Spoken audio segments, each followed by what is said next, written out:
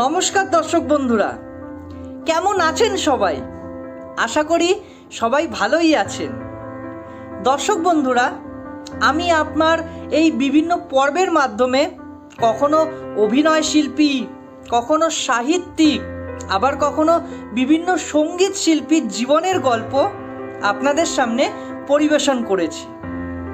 আজকে আমি আপনাদের ভারত মায়ের এক দামাল ছেলে, এক অগ্নি কিশোরের জীবনের গল্প আপনাদের শোনাতে চলেছি, যে কিনা মাত্র কিশোর বয়সে আমাদের কাঙ্ক্ষিত স্বাধীনতা অর্জন করার জন্য স্বাধীনতা সংগ্রামে লিপ্ত হয়েছিল, যে কিনা মাত্র 18 বছর বয়সে বর্বর ইংরেজদের ফাঁসি কাঠে নিজের আত্মাহুতি দিয়েছিল। আজকে আমি সেই অগ্নি কিশোরের গল্পই আপনাদের শোনাতে চলেছি। নমস্কার দর্শক বন্ধুরা, আমি স্বাগতম দাস ওয়ার্ল্ড অফ স্বাগতমে আপনাদের সুস্বাগতম জানাই। আজকে আমি আপনাদের শোনাতে চলেছি বাংলা তথা ভারত মায়ের দামাল ছেলে অগ্নি কিশোর ক্ষুদিরাম বসুর জীবন কাহিনী। দেখুন, শুনুন এবং উপভোগ করুন।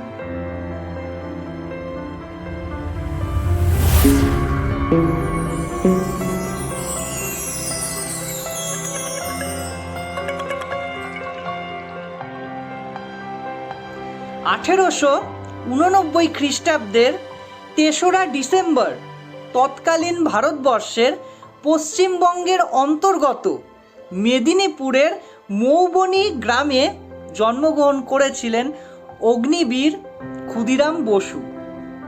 ওনার বাবার নাম ছিল ত্রৈলোক্যনাথ বসু এবং মা ছিলেন লক্ষ্মীপ্রিয়া দেবী। ক্ষুদিরাম বসু ছিলেন ওনার পিতামাতার চতুর্থতম সন্তান। অতি ছোটবেলায় ক্ষুদিরাম বসু ওনার বাবা মাকে হারান। তখন ছোট্ট ক্ষুদিরামের দায়িত্ব এসে পড়ে তার দিদি অপরূপা দেবীর ওপর। মাত্র 3 মুঠ খুদের বিনিময়ে অপরূপা দেবী ওনার ছোট্ট ভাইটিকে কিনে নিয়েছিলেন, তাই ওনার নামকরণ করা হয় ক্ষুদিরাম। ছোট্ট ক্ষুদিরাম তার দিদি অপরূপা দেবীর কাছে অতি সযত্নে মায়া মমতায় মানুষ হতে থাকলেন। অপরূপা দেবীর স্বামী ছিলেন অমৃতলাল বাবু।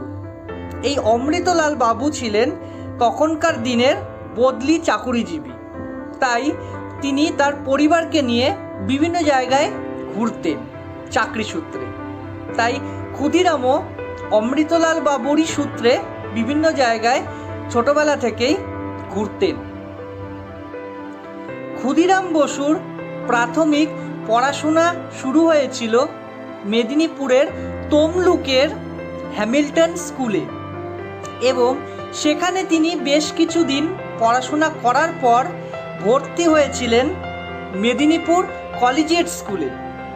সেই মেদিনীপুর কলেজিয়েট স্কুলে একজন শিক্ষক ছিলেন, নাম সত্যেন্দ্রনাথ বসু। তিনি একজন বিপ্লবীও ছিলেন। উনি ছোট ছোট কিশোর কিশোরীদের নিয়ে গঠন করেছিলেন একটি বিপ্লবী সমিতি। সেই সমিতির নাম ছিল অনুশীলন সমিতি।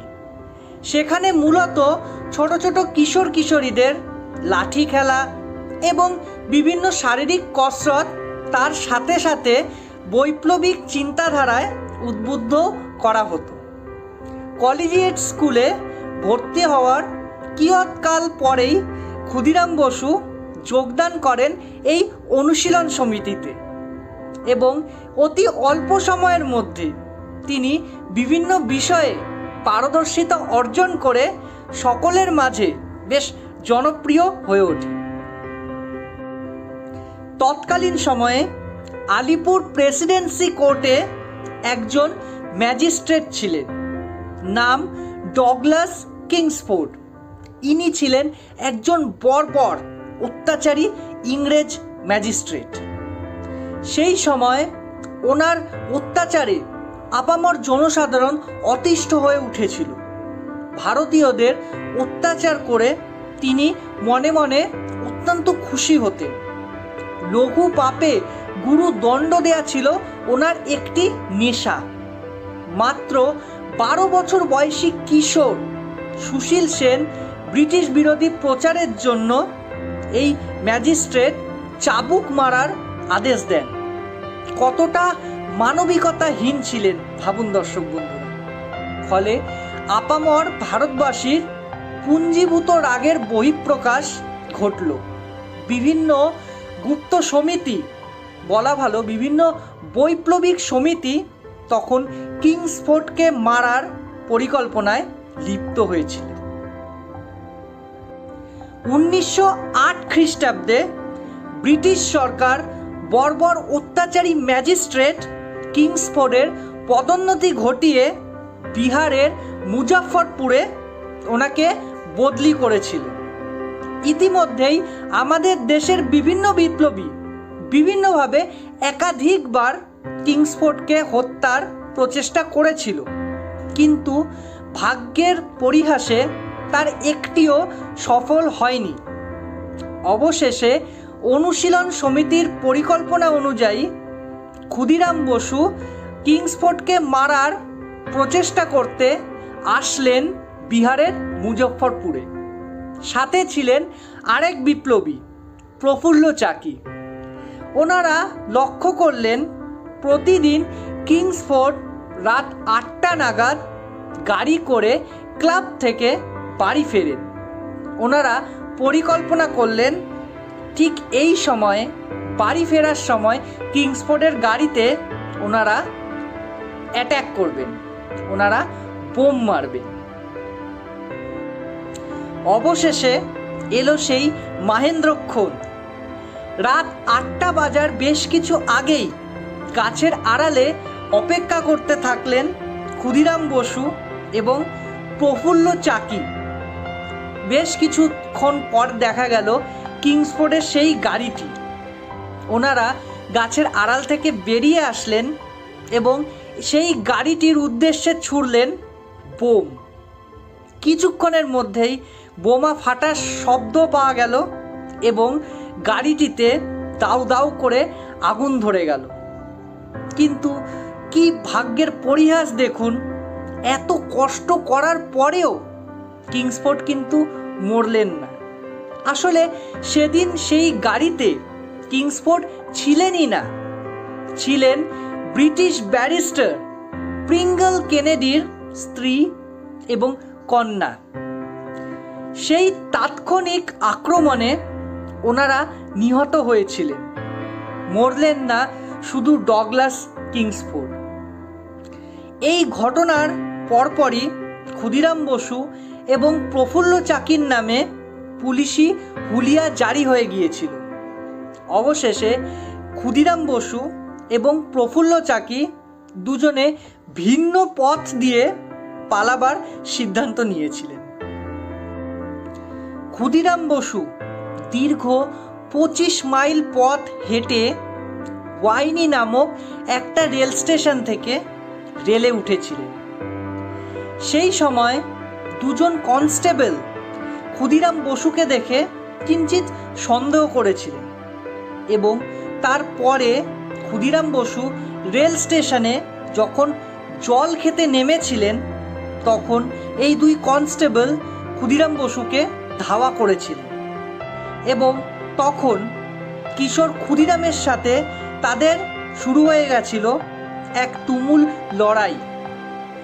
পূর্ব অভিজ্ঞতার অভাবের জন্য ক্ষুদিরাম বসু বেশিক্ষণ সেই লড়াই জারি রাখতে পারেননি।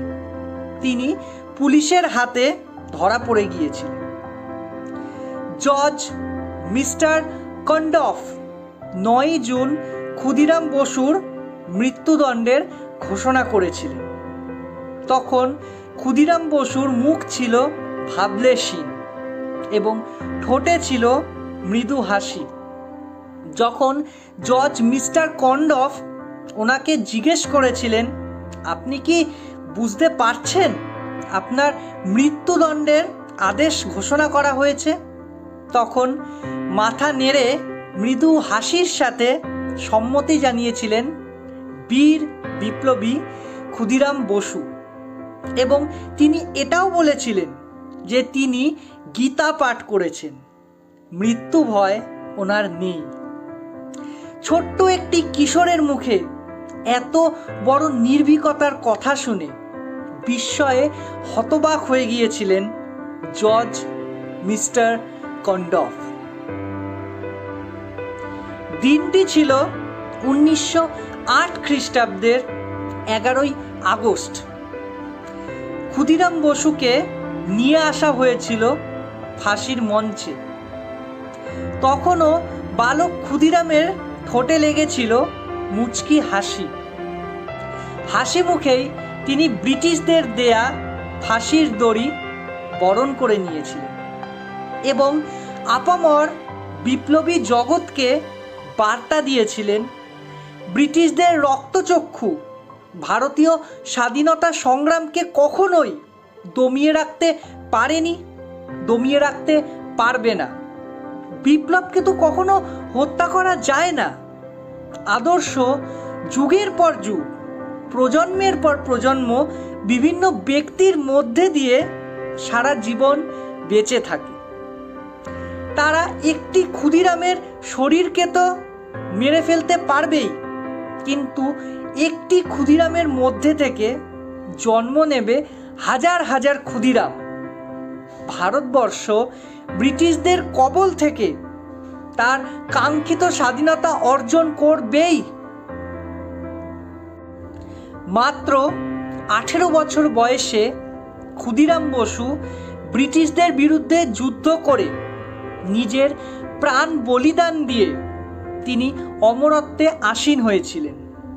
তিনি খুব ভালো মতোই জানতেন তার এই বৈপ্লবিক কর্মকাণ্ডের জেরে ওনার মৃত্যুও ঘটতে পারে, কিন্তু তাও তিনি ওনার কর্মকাণ্ড, ওনার আদর্শ থেকে পিছপা হননি।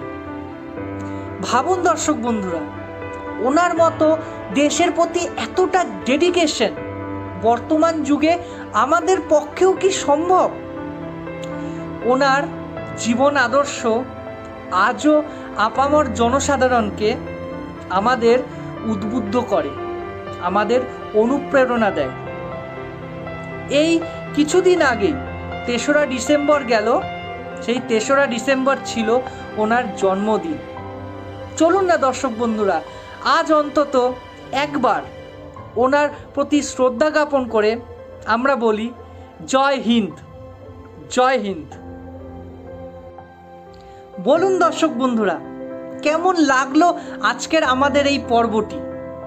যদি আজকের এই পর্বটি আপনাদের ভালো লেগে থাকে তাহলে একটি লাইক অবশ্যই করে দেবেন, এবং আমাদের এই উদ্যোগ যদি আপনাদের ভালো লেগে থাকে তাহলে আমাদের এই চ্যানেলটি সাবস্ক্রাইব করে দেবেন, এবং সাবস্ক্রিপশন বাটনের পাশে যে বেল আইকনটি আছে সেইটি কিন্তু ক্লিক করতে একদমই ভুলবেন না, যাতে আমাদের আসন্ন পর্বের নোটিফিকেশান সবার আগে আপনাদের কাছে পৌঁছে যায়, এবং আমাদের এই পর্বগুলি আপনাদের নিকটবর্তী আত্মীয় পরিজন, বন্ধুবান্ধব, প্রিয়জনদের সাথে শেয়ার করে দেবেন, যাতে আপনার পাশাপাশি ওনারাও এই পর্বগুলি দেখতে পারেন এবং উপভোগ করতে পারেন। এবং আমাদের এই উদ্যোগ, আমাদের এই পর্বগুলি নিয়ে আপনাদের যাবতীয় মতামত দ্বিধাহীনভাবে কমেন্ট বক্সে লিখবেন, এবং আপনারা যদি অন্য কোনো ব্যক্তিত্বের ব্যাপারে গল্প শুনতে চান সেটিও আপনারা কমেন্ট বক্সে দ্বিধাহীনভাবে লিখতে পারেন। নমস্কার দর্শক বন্ধুরা, শুভরাত্রি। ভালো থাকবেন, সুস্থ থাকবেন এবং আনন্দে থাকবেন। নমস্কার।